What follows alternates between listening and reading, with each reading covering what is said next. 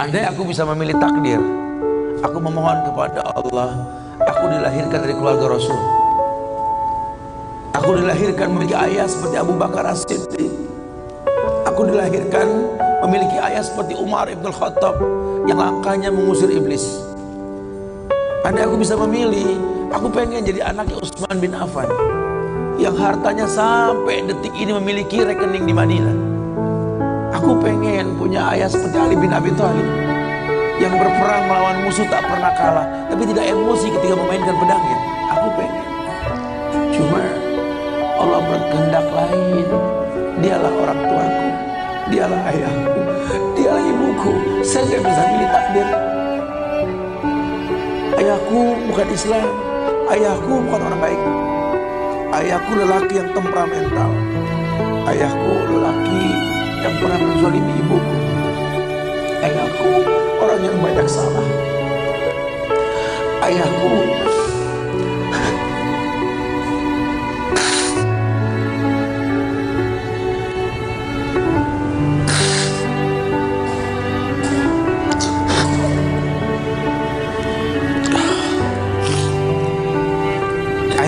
orang yang punya masa lalu.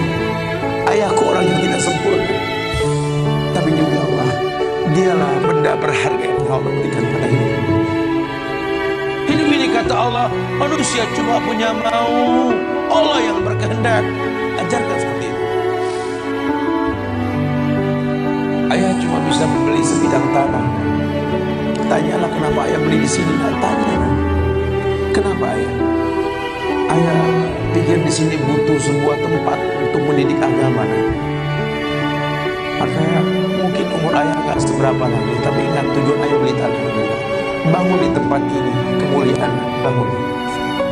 Jelaskan. Baru setengah pondasi ayah membangun masjid. Cuma itu kemampuan ayah. Kau harus lebih mampu daripada ayah. Ada nggak? Ayah sudah terlalu tua dan tak bisa membimbing kalian ke surga. Kematian di ambang pintu kehidupan ayah. Demi Allah, ambillah tongkat estafet kehidupan keluarga ini. Bawa kami ke surga dengan doa. Karena Rasulullah pernah dibentangkan alam barzakh.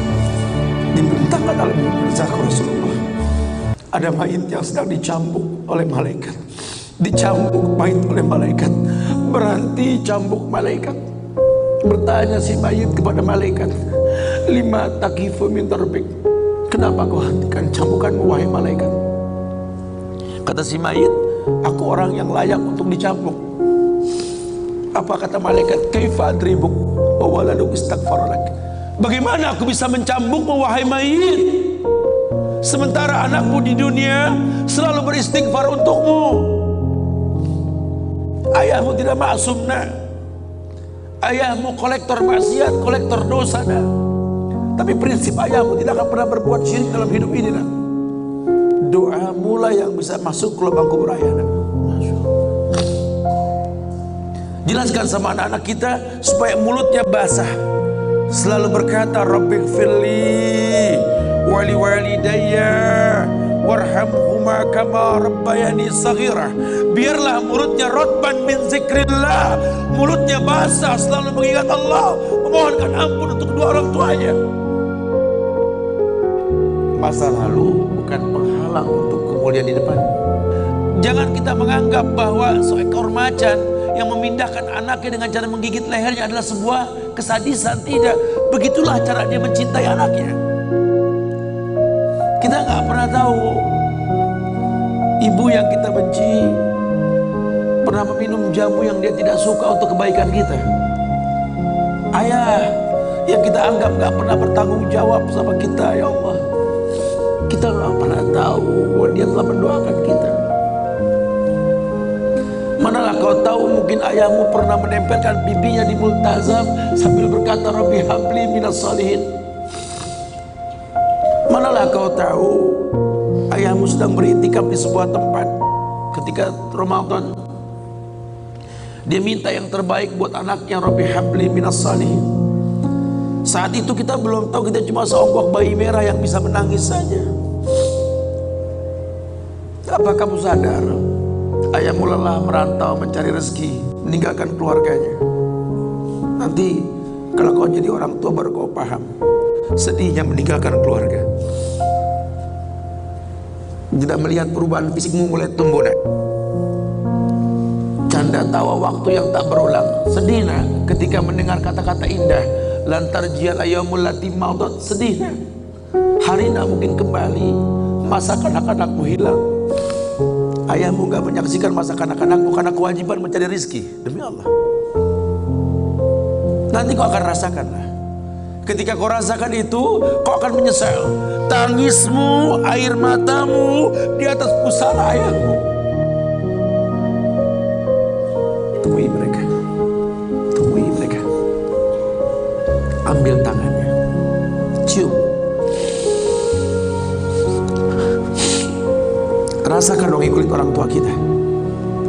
Supaya kita tahu bahwa kita punya mereka.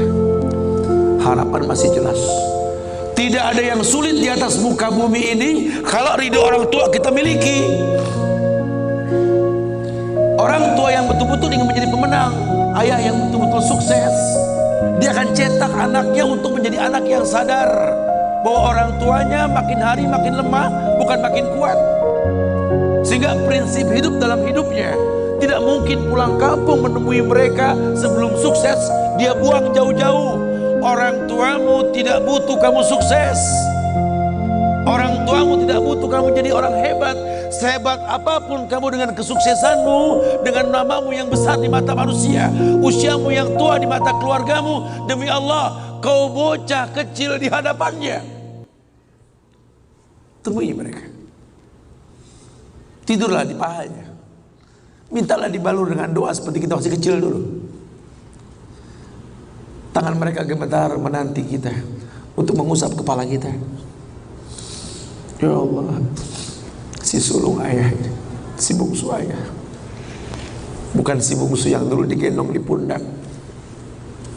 Cepat sekali masa, nak. Kutimang kau dulu, nak.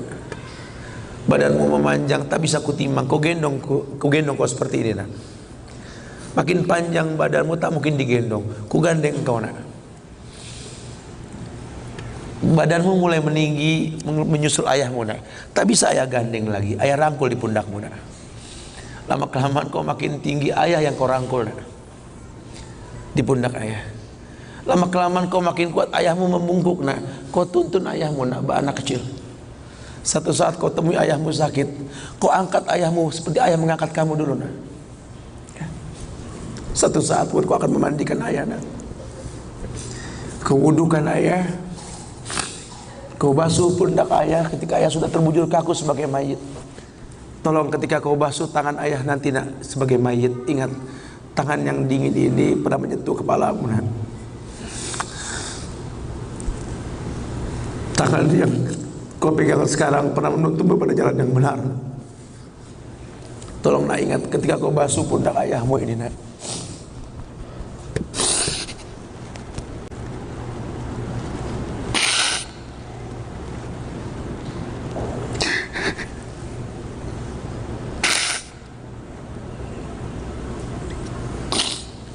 Kau pernah ada di pundak ayahmu, nak. Dagumu di pundak ayahmu, nak. Ketika ayah tak berani melihat ke belakang, kau tatap ke belakang, nak. Masa cepat sekali meninggalkan kita. Jelaskan sama mereka bahwa itu pasti terjadi. Wa kullu nafsin za'iqatul maut. Dan setiap yang hidup pasti didatangi oleh kematian. Akan datang itu, nak. Tapi tolong jangan kau iringi mayit ayahmu dengan tangis penyesalan, nak.